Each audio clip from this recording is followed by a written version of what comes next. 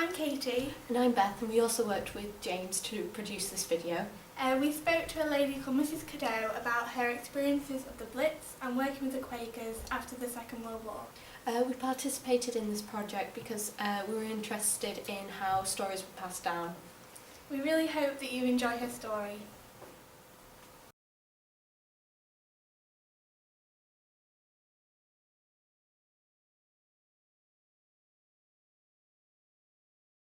We worked in what we would call the town hall, but we had to be lodged 18 kilometres away. Yeah.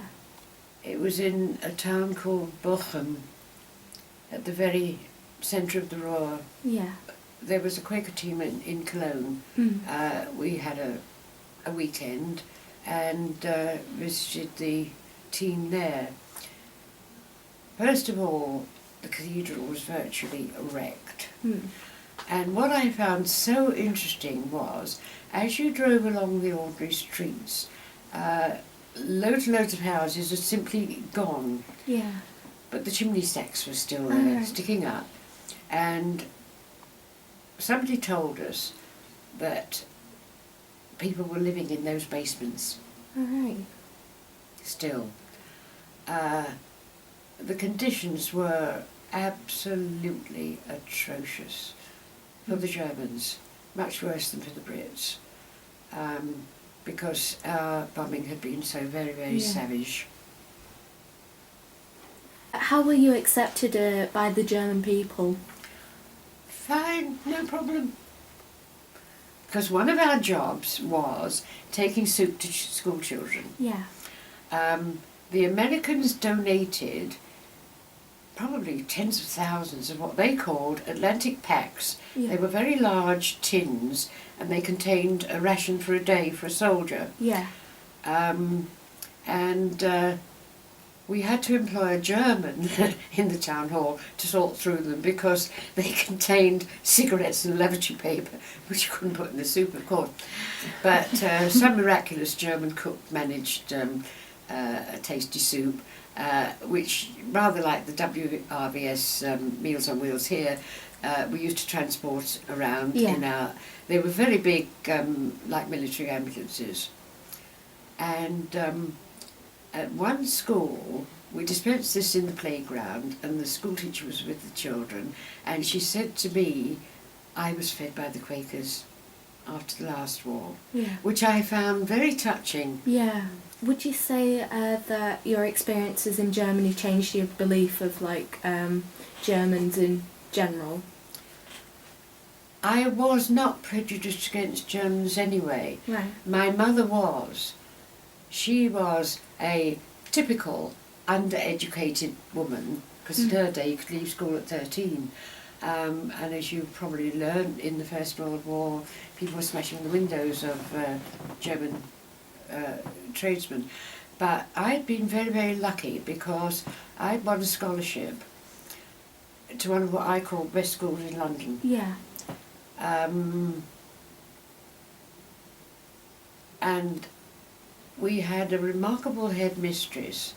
She never stated her own religious views from the podium. We used to have school assembly, of course, with the usual hymns and stuff. Yeah.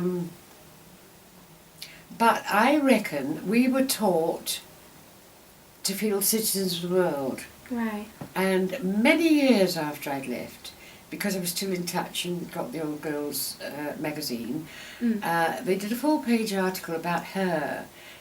She was the daughter of a Unitarian minister, and I thought, isn't that strange? Without ever saying anything, she was inculcating Unitarian ideas into me, so that later I became one. So no, I didn't think they were monsters. The Nazis certainly were monsters, but then that was some sort of collective madness, insanity.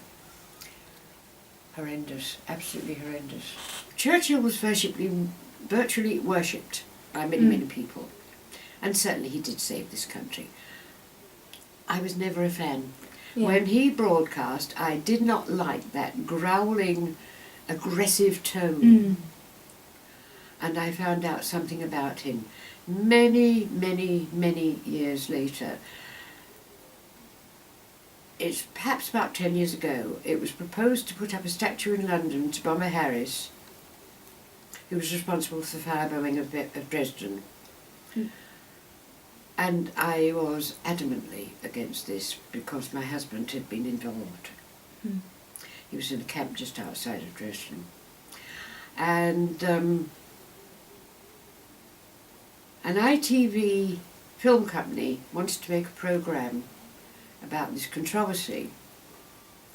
They had invited as many ex-RAF men as they could find, still alive, and contacted CND here to get as many opponents to interview as they could. During the course of that programme,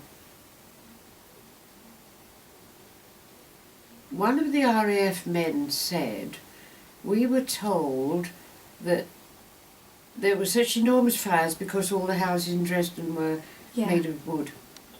And I got chatting to a German lady in the bar before the programme began, and she sat near me and she said they were not made of wood.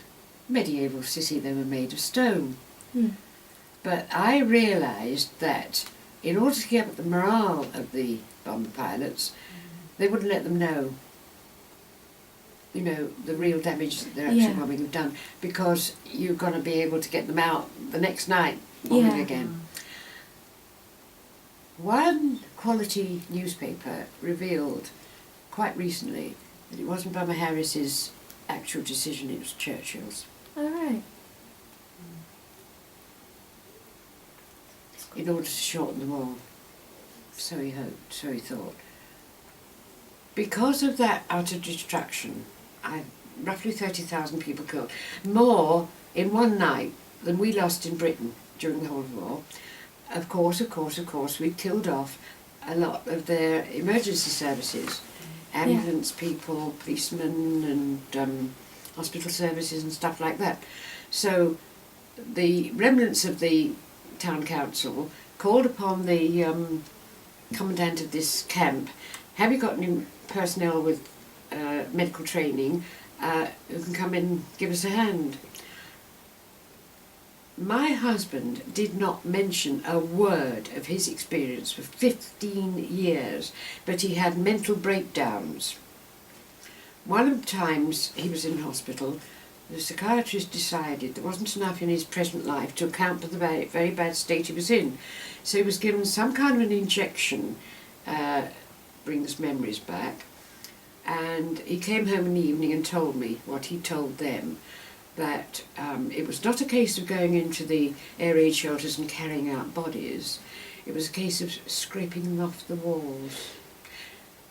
And in classic case, you read about this, memories become buried and of course become immense, do immense harm.